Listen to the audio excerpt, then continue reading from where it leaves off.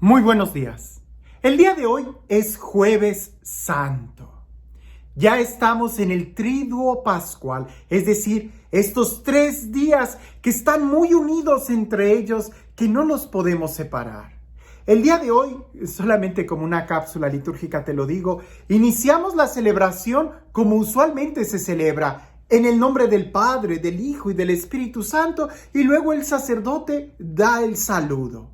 Se inicia con el jueves, pero si prestas atención, cuando veas la celebración a través de la televisión el día de hoy, te darás cuenta que no termina. El sacerdote no va a darte la bendición el día de hoy y tampoco te va a decir, vayan en paz, porque la celebración no termina.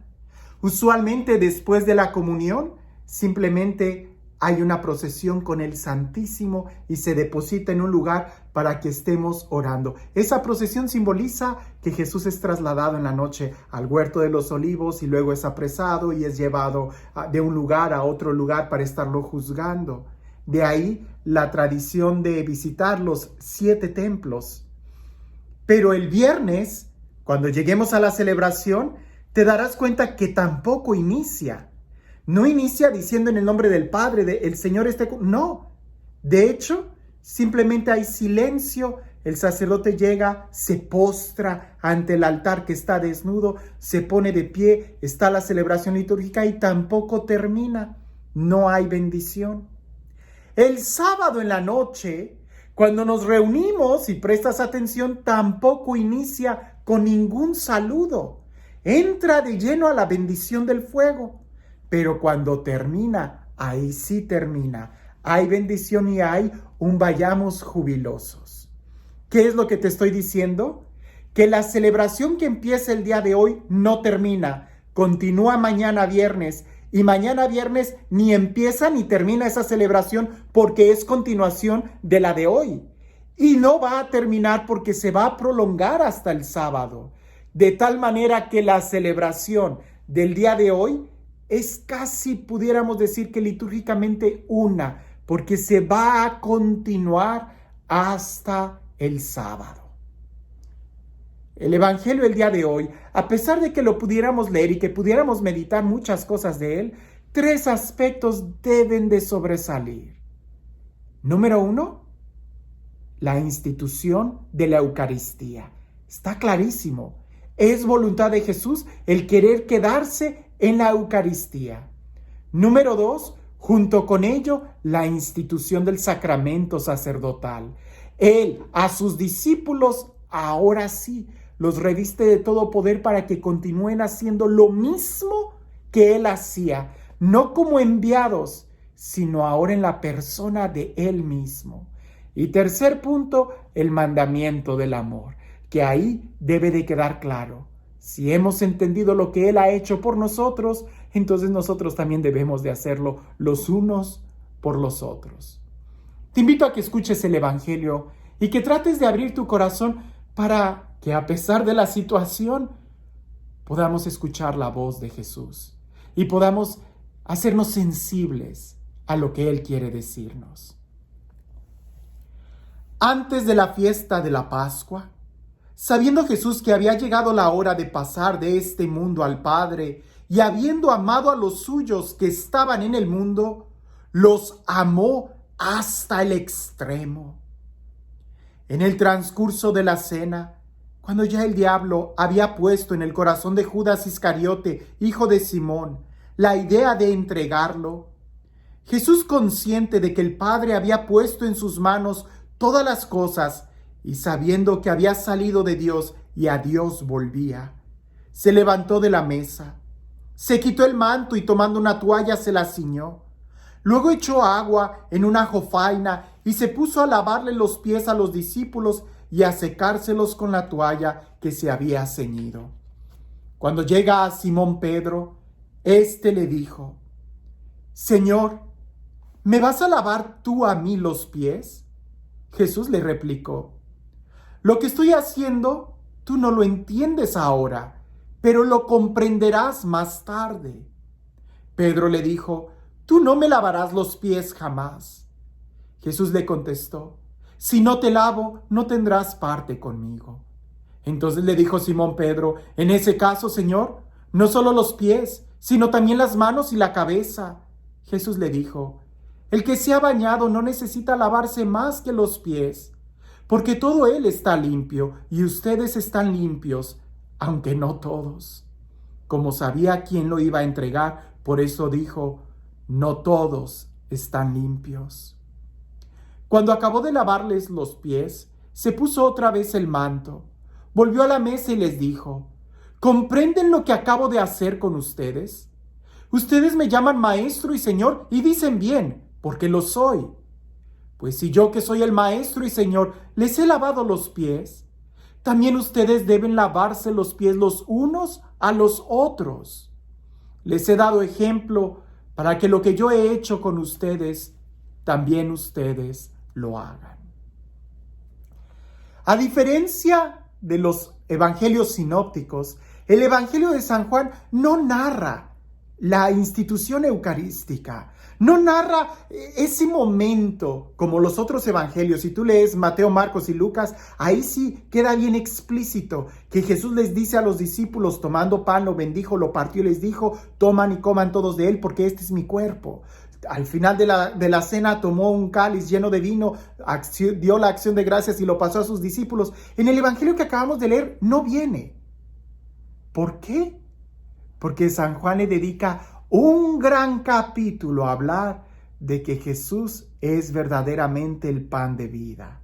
Lee todo el capítulo 6 y te darás cuenta cómo San Juan reafirma diciendo que su carne es verdadera comida y su sangre es verdadera bebida. Pero hay un aspecto muy claro en este evangelio que los otros no tienen, que es esa frase: habiendo amado a los suyos, los decidió amarlos hasta el extremo. A veces pensamos que el extremo del amor de Jesús es la cruz, pero no es así. Porque esa frase el apóstol no la usó como introducción a la pasión, sino que la pone como introducción a la última cena. ¿Y qué es lo que sucede en la última cena? Que Jesús nos ama hasta el extremo. Y quizás alguien va a decir: Padre, ¿pero a qué se refiere que Jesús nos ama hasta el extremo? Si el extremo es que haya muerto en la cruz por nosotros. No para el apóstol San Juan. Para el apóstol San Juan parece que el extremo es precisamente por aquello que querían matarlo. ¿Recuerdas? Al final del capítulo 6, todo mundo lo abandona. Igual que como en la última cena o en el huerto de los olivos propiamente, también lo van a abandonar sus discípulos. ¿Qué es lo que hace que Jesús continúe? El amor hasta el extremo. ¿Y qué es? Que Él decide quedarse en la presencia del pan consagrado, en la Eucaristía. No es un signo, si leemos la primera lectura, queda bien claro que Dios lo establece, un cordero como signo. Pero el apóstol Pablo va a decir: ¿cómo es posible que la sangre de un cordero tuviera poder para perdonar pecados? Es la sangre de Jesús. Eso era un signo. Y en la segunda lectura el día de hoy, el apóstol San Pablo va a decir: lo mismo que nosotros recibimos, se los hemos transmitido. ¿Y qué es eso? Que Jesús, cuando estaba en la última cena, tomó pan, dio la bendición y lo pasó a sus discípulos diciendo: la Eucaristía no se puede negar bíblicamente, tiene sus raíces bíblicas, tiene sus raíces en la tradición apostólica, tiene sus raíces en la tradición de los cristianos, tiene sus raíces en el corazón. Baste con que vayas y hagas la prueba y que trates de orar frente a un sagrario para que te des cuenta que ahí está Jesús. Ahora, ¿cómo y de qué manera la presencia real de Jesús se va a renovar en cada Eucaristía? ¿A través de qué o cómo? De lo que Él quiso. También nombrarle a los apóstoles: hagan esto en conmemoración mía. ¿Qué cosa? Convertir el pan en carne. ¿Qué cosa? Dar el amor. ¿Qué cosa? Hacer lo mismo que Él estaba haciendo. No como enviados, sino en la persona de Él. Este tema también es muy profundo y tiene sus raíces bíblicas muy estrechas, porque la vocación sacerdotal o el orden sacerdotal no es por capricho, es por institución, es por imposición de manos, es por vocación, es porque Dios así lo ha querido y así ha continuado. Cuando parece que no hay vocaciones, de repente surgen muchas. Cuando muchos han querido destruir la iglesia, asesinando a los sacerdotes, es cuando más salen. ¿Por qué? Porque no depende del ser humano. Recuerdo por ahí que cuentan que en una guerra, me parece que es Napoleón, que le escribió al Papa que estaba en turno, no recuerdo el nombre del Papa, el Papa Bonifacio, no recuerdo, pero le escribe al Papa diciendo, Napoleón le escribe al Papa diciendo, yo voy a destruir la iglesia. Y el Papa le contesta, ay Napo, si los que estamos adentro no hemos podido destruirla, menos tú que estás afuera.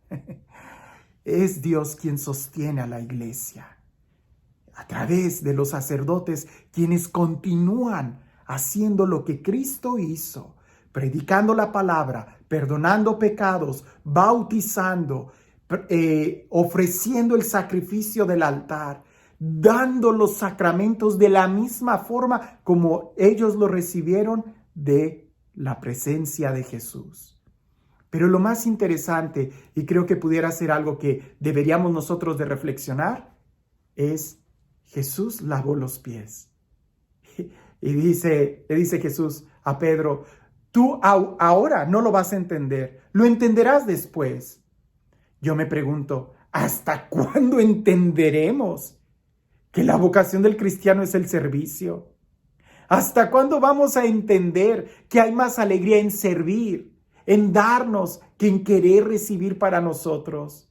Parece que el día de hoy hay muchos Pedros. ¿Qué va? Yo creo que quizás hubiera muchos Judas, porque a Judas le gustó que le lavaran los pies, pero él nunca lavó los pies. Pedro, sabemos que también entregó su vida, su sangre, al servicio de los hermanos. Pero Pedro después lo entendió. Fue Judas el que no entendió. Y a Judas también Jesús le lavó los pies. A nosotros Jesús también nos ha lavado los pies con su sangre. Nos ha limpiado con su palabra. Se nos ha dado. La pregunta es, ¿nosotros estamos entendiendo el amor que Dios nos tiene? ¿Y estamos entendiendo la dinámica de este amor? ¿El poder darnos a los demás? Me duele mucho cuando escucho todavía personas que se quejan y se quejan y se quejan del Papa, se quejan de los sacerdotes, se quejan de la iglesia, se quejan de esto, de aquello, que si el sacerdote no suspende la misa es un inconsciente, que si suspendieron las misas no tienen fe, que si saluda de mano va a contagiar a los demás, que si no saluda de mano es un engreído de poca fe, que si usa tapaboca pues no está confiando, que si no lo usa pues es un inconsciente. Es que no estamos entendiendo que se trata de lavar los pies y no de que me los laven a mí, de que me sirvan a mí. El mandamiento del amor es para todos. Que esta Semana Santa podamos entender que el amor inicia ahí, en nuestra casa. Porque si nosotros no somos capaces de amar a nuestros hijos, de amar a nuestra esposa, a nuestros hermanos, entonces, ¿cómo queremos amar y servir al mundo? Estamos tan acostumbrados en este día el ir y ver que el sacerdote lava los pies a las personas que le ayudan, al staff de la parroquia, a algunos niños, a catequistas. En esta ocasión se nos ha pedido que no lavemos los pies, claro está. Pero en tu casa, ¿por qué no lavarse los pies unos a otros? A ver si así entendemos que lo más importante es el servicio, el lavar los pies y no esperar que me los lave. Y este Dios, el Dios del amor, el Dios que nos ha amado hasta el extremo, que se ha querido quedar en una pieza de pan como alimento, el Dios que ha querido lavarnos los pies a nosotros, sus criaturas, y este Dios que quiere que se siga continuando su obra y su mensaje en la tierra. Que sea Él quien el día de hoy te bendiga, en el nombre del Padre, del Hijo y del Espíritu Santo. Cuentan por ahí, es una anécdota, es una fábula, que un día Dios quería regalarle al ser humano todo su amor, sin ninguna reserva. Y estaba preguntándole consejo a los ángeles, y había un ángel que decía: Señor Dios, ¿por qué no se los pones en un diamante para que lo puedan cargar en el cuello, muy cerquita de su corazón, y así ellos puedan saber y sientan el poder poseerlo? Pero otro ángel dice: no, porque conociendo a los hombres van a venir perdiendo esa cadena o ese diamante en el cuello. Mejor que sea en un anillo, porque así en el anillo no se les va a caer y lo van a guardar siempre y va a estar en sus manos, y van a recordar que a través de sus manos también deben de producir cosas de amor. Al ver el anillo van a recordar que es una alianza de amor. Y hubo otro ángel que dice: no, de la misma manera van a terminar perdiéndolo. Mejor pongámoslo en un lugar seguro, que se ponga en la punta de una montaña, porque así en la punta de la montaña no se va a perder. Pero luego hay otro ángel que dice: pero si está en la punta de la montaña, no siempre van a poder ir. Cuando sean viejitos, les va a ser difícil poder subir y poder estar ahí en la presencia del amor. Y ahí estaban todos los ángeles dando consejos, hasta que hay un silencio y Dios dice: ya sé en dónde lo voy a poner. Lo voy a poner en un lugar donde no importa la edad, siempre van a tener acceso a Él. Lo voy a poner en un lugar donde jamás lo van a poder perder, porque va a estar muy en su interior. Y todos los ángeles estaban viendo, preguntándose: ¿y dónde será eso? Y Dios les dice: voy a poner mi amor en su corazón. Pero parece que muchos de nosotros todavía estamos buscando afuera y no adentro. Por eso los discípulos de Emaús, cuando escucharon a aquel peregrino predicar la palabra, y cuando estuvieron en la fracción del pan, fueron capaces de reconocer a Jesús, pues su corazón ardía de amor. El día de hoy, el mapa para saber en dónde está el amor de Dios es la Sagrada Escritura, pero no es hasta en el servicio cuando nuestro corazón queda lleno. El servicio es salir de nosotros. Pero si tú estás tratando de rasguñar y buscando cosas afuera, estás buscando en un lugar equivocado. El día de hoy recordamos que Dios nos ha amado hasta el extremo. Para ti, ¿qué significa que Él te haya amado hasta el extremo? Que tengas un excelente día.